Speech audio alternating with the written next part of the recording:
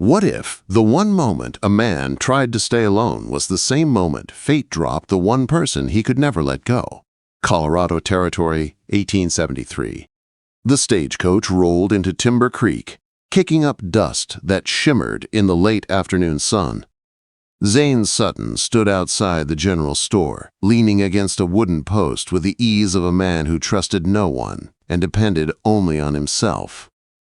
At 25, he had already survived the war, the wilderness, and the kind of loneliness that carved itself into a man's bones. He believed one thing with all his heart. A man survived better alone. No ties, no risks, no pain. He pushed his hat lower against the glare and crossed his arms. He had come into town for supplies and planned to head straight back to his small cabin on his 100 acres of land, a place where silence wrapped around him like a shield. Life was safer that way, cleaner, predictable. Old Jenkins rocked in his chair near the store door, the sound of the creaking wood filling the quiet street. "Stage is coming, right on time," he called. Zayn nodded but didn't move. He had no interest in the passengers. Most were strangers passing through, and strangers brought trouble. The stagecoach stopped with a heavy groan. The horses snorted, tossing their heads, worn from the long journey. The driver hopped down and stretched, cracking his back. Zayn turned to leave, ready to get back to the piece of his land, when movement on the coach caught his eye. A gloved hand appeared first, small but steady, gripping the iron rail. Then she stepped into sight. She wore a blue traveling dress that matched the mountain sky, simple yet graceful. Her honey blonde hair was pinned neatly beneath a small hat, though a few strands had slipped free and framed a face that held both gentleness and strength. She looked young, maybe 23, with eyes that didn't show fear, only quiet curiosity. Zayn's breath hitched. Something inside him shifted, a feeling he didn't recognize and didn't want to. The woman hesitated at the top step, her boot catching slightly on her dress. Before he even realized he had moved, Zayn was standing at the foot of the stagecoach, hand lifted. "Ma'am," he said softly. She looked down at him in surprise, then placed her hand in his. The touch sent a strange warmth through him. As she stepped down, her foot slipped, and she fell forward with a small gasp. Zayn caught her. His arms locked around her waist, bringing her close, her breath brushing his throat. For a heartbeat, the world stopped. Dust hung in the air. The horses were silent. Even the wind held still. "You're mine now," Zayn whispered before he could stop himself. The words had slipped out like a truth buried too long. Her eyes widened. A blush rose on her cheeks as she steadied herself against his chest. Zayn felt heat crawl up his neck when he realized what he'd just said. "I meant, you're fine now, safe on solid ground," he corrected quickly, stepping back and tipping his hat. She smoothed her dress, her cheeks still warm. "Thank you, sir." "Faith Harrington?" Jenkins called from his rocking chair as he pushed himself up. "That'd be me you're looking for. I'm president of the school board." She smiled warmly. "Yes, Mr. Jenkins. I'm the new school teacher." Quote. Jenkins grinned. "Well now, welcome to Timber Creek. I see you've met young Sutton here. Quiet fellow. Thinks the frontier ain't no place for company." Faith looked at Zayn, her eyes thoughtful. "Is that true, Mr. Sutton?" Zayn shrugged. "It's kept me alive." Her voice softened, but held a strength he didn't expect. "But is staying alive the same as living?"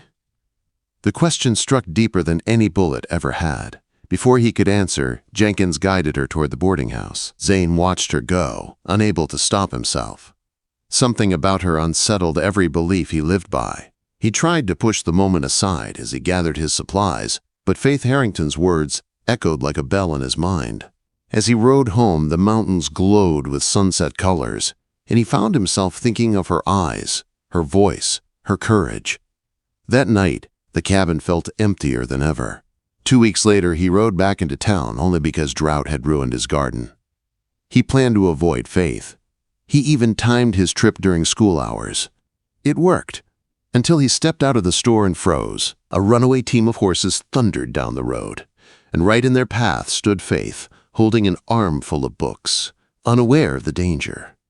Zayn dropped everything and ran. He reached her just in time, grabbing her around the waist and tackling her out of harm's way as the horses barreled past. They rolled in the dirt until the danger had passed, Zayn landing above her, breathing hard. Her hair had come loose, golden against the dust. Her lips parted slightly in surprise. "Are you hurt?" His voice came out rougher than he intended. Faith blinked, breathless. "Only my dignity." She looked at him, really looked at him, with an emotion he couldn't name. "You saved me." He stood and helped her up, trying to ignore how right it had felt to hold her. Anyone would have done it. "But they didn't," she said softly. "You did." When she offered him dinner as thanks, every instinct told him to refuse. But his heart answered first. "I'd be obliged, Miss Harrington." Her smile warmed him in a way the sun never could. "Faith," she corrected gently, "please." Quote. That evening, sitting at her small table, eating her simple rabbit stew, listening to her talk about Boston and the life she'd left behind, Zayn felt something strange and frightening. Connection. Something he had sworn never to feel again. And it scared him more than any rustler, storm, or war he had ever faced. What if the more a man tried to keep his heart locked away, the more fate pushed the one person inside it? Over the next month, Zayn found himself doing something he never expected. He started riding into town twice a week. Sometimes he arrived just as the children spilled out of the schoolhouse. Other times he stopped by Faith's small home with fresh venison or trout, claiming he had extra. Faith knew better.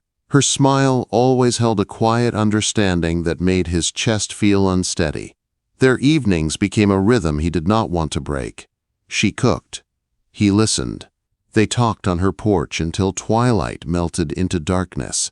Sometimes she read books he had never heard of, her voice soft and steady in the quiet air. Zayn, who once believed silence was his only friend, found himself craving every word she spoke. One late summer evening, after she finished reading, Faith closed her book and asked gently, "Will you show me your homestead someday?" The request froze him. His land was his refuge, the one place untouched by the past. A place where he didn't have to feel anything. "It's nothing special," he said, "just a rough cabin." "It's your home," she answered. "I'd like to see it."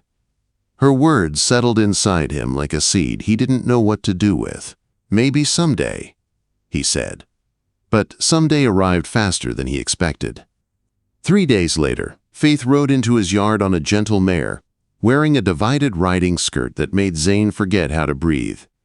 "Since you wouldn't bring me here," she said with a playful smile, "I came myself." Zayn felt both panic and pride as he showed her the small pond he had built, the garden he was trying to keep alive, the corral where he kept his horses, and the open land he dreamed of expanding. "You've created something beautiful," Faith said softly as they stood at the ridge, "something that could grow." "It's enough for one man," he replied. Her eyes lingered on him. "Is that all you want to be?" Before he could answer, a gunshot shattered the evening. Faith gasped and fell to one knee, blood staining her skirt.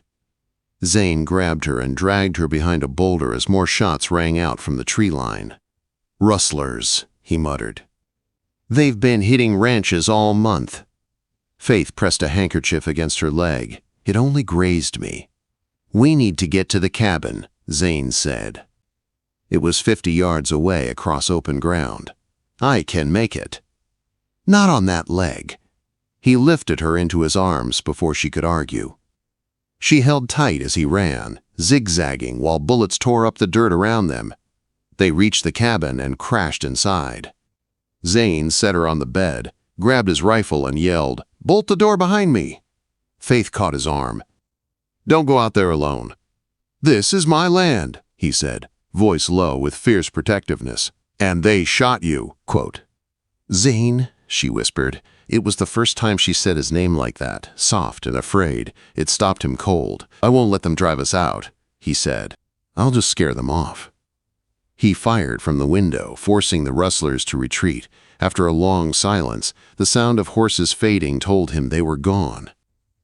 Relief washed over him as he returned to Faith. He cleaned her wound with careful hands. Their eyes met in the dim lantern light. "I'm sorry," he said quietly. "I shouldn't have let you come." "Don't blame yourself," she whispered, "and don't send me away." Her hand lifted to his cheek, gentle and warm. "You said this life was enough for one man. But you didn't hesitate to protect us both. You have room for more than you think." Something broke open inside him. He took her hand and held it firmly. "I've been alone since Shiloh. I watched my closest friends die. I swore I'd never care that much again." "And how is that working for you?" she asked softly. "Terribly," he admitted. "Because I can't stop thinking about a certain schoolteacher." She leaned closer. "How inconvenient."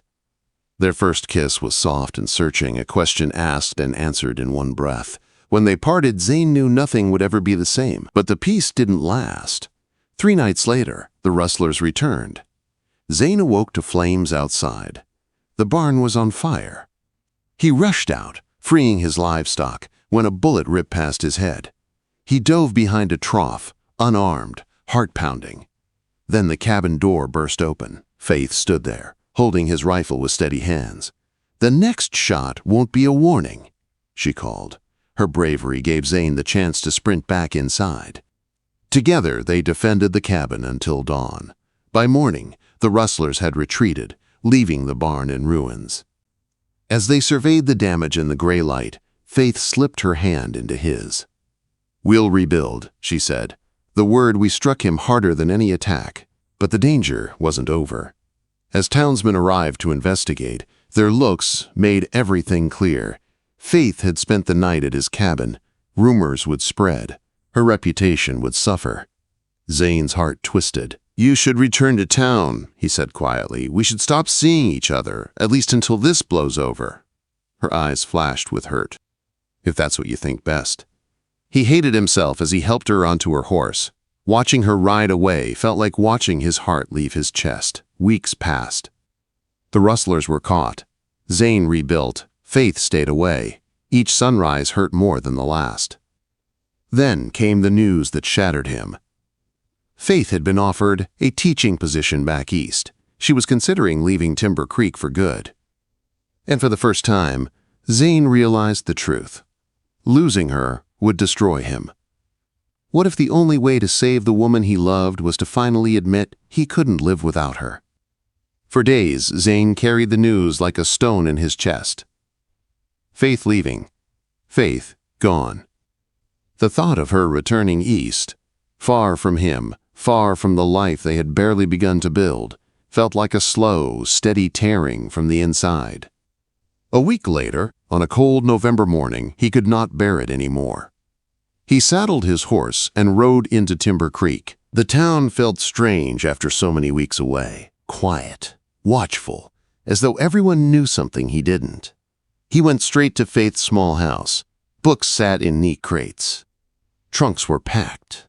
Her entire life was folded away in boxes. The sight struck him harder than any gunshot. He lifted his hand and knocked. For a long moment, there was only silence. Then the door opened, and Faith stood there in a blue dress, her hair loose around her shoulders. Her eyes were calm, but there was a distance in them that scared Zayn more than the rustlers ever had. "Mr. Sutton," she said quietly. "This is unexpected." "May I come in?" he asked. She hesitated, then stepped aside. The house felt empty, stripped, ready to leave, ready to forget. "You're leaving," Zayn said, his voice tight. "Yes." She folded her hands. "I accepted the offer at the Cambridge School for Girls. I leave in 3 days." Zayn swallowed, hard. "Is it because of what happened? The talk?" "No," she said. "The town has been nothing but kind." "The truth is simpler than that, Zayn. You made it clear there was no future for us." His chest tightened. "I was wrong." She turned away. "Why are you here?" Zayn stared at his hat in his hands, words refusing to form. He had rehearsed dozens on the ride over. Every one of them vanished the second he saw her face. "I thought I was protecting you," he finally said. "But I was protecting myself. From losing someone again." Faith's voice was soft. "From losing me?" Zayn stepped closer. Yes. She looked up, her eyes shining. Zayn, I came west to choose my own life, but you walked away. I know, he said. And it was the biggest mistake I ever made. He reached for her hand, relieved when she didn't pull away. I rebuilt my barn, he said. I fixed my fences. But what we had, I can't fix that unless you let me. Her voice trembled. Give me one reason not to leave. Zayn took a slow breath, the truth rising from a place he had buried for years. Because I love you, Faith. Her eyes widened, tears spilling. He pulled her close, his voice steady and sure now. I love you more than my land, more than my peace, more than the life I thought I wanted. From the moment you stepped off that stagecoach, something in me saw something in you, something I didn't know I needed. Faith let out a soft sob. I love you too, you stubborn man. Their kiss was full of everything they had lost, and everything they were afraid to lose again. When they parted, Zayn rested his forehead against hers. Marry me, he whispered, not because of talk, not because of what happened, because I want to build a life with you, a home, a family. Yes, she said, I will. But the frontier wasn't done testing them. A week before the wedding, Edmund Garrett, wealthy cattle baron and troublemaker, rode into Timber Creek with lawyers and hired guns. He claimed ownership of Zayn's Creek through old water maps. You can sell to me, Garrett said coldly, or I'll dam the creek and let your land dry. The town gathered outside the general store. Faith stood beside Zayn, her hand in his. Zayn stayed calm. Your maps are outdated, quote. Sheriff Miller stepped forward with new territorial surveys. Water starts on federal land, no one owns it. Certainly not you. Garrett's jaw tightened, but before he could argue again, Judge Hamilton, who'd arrived early for the wedding, spoke. A new law passed this week. No one man can control water for an entire valley. Garrett's face turned dark. You won't win forever, Sutton. Zayn didn't move. I already have. Garrett left town that afternoon, his plans shattered. The wedding took place in the small church, decorated with wildflowers gathered by Faith's students. Zayn stood tall in a new suit, watching Faith walk toward him in a simple white dress, her honey blonde hair crowned with blossoms. She looked like hope made real. Their vows were simple, spoken with steady voices full of promise. When the judge pronounced them husband and wife, cheers filled the church. The celebration lasted late into the night. Zayn held Faith close as they danced, her laughter warming him in a way even fire could not. What are you thinking? She asked softly. That I was a fool to think being alone made me strong, he said, and that I'm the luckiest man in the territory. Their return to the ranch brought a surprise. While they were in Denver, the townsfolk had expanded his cabin, added a kitchen, a porch, a larger room. A hand-carved sign hung above the door. Sutton Ranch, EST, 1873. Zayn lifted Faith into his arms. She laughed. Our home, she whispered. The one we'll build together. 2 years later, their ranch had grown. Faith taught adults in the evenings. Zayn's herd expanded. They had a daughter, Emma, and another child on the way. Their land thrived. Their hearts healed. One warm spring day, Zayn found Faith in the garden, Emma sleeping beside her. He crossed the yard and knelt next to them. You're thinking hard, she teased. Just thinking how wrong I was, he said. She tilted her head. About what? About being alone, he said. About believing the frontier was too harsh for love. Faith reached for his hand. And now? Zayn pulled her gently into his arms, his voice quiet but sure. Now I know the truth, he said. Remember what I whispered when you stepped off that stagecoach? Her smile warmed him. You said I was yours. He shook his head, his forehead touching hers. No, he whispered. I was yours. From the start. And in the soft glow of their growing home, surrounded by the life they built together, Zayn Sutton finally understood. Love had made him stronger than loneliness ever could.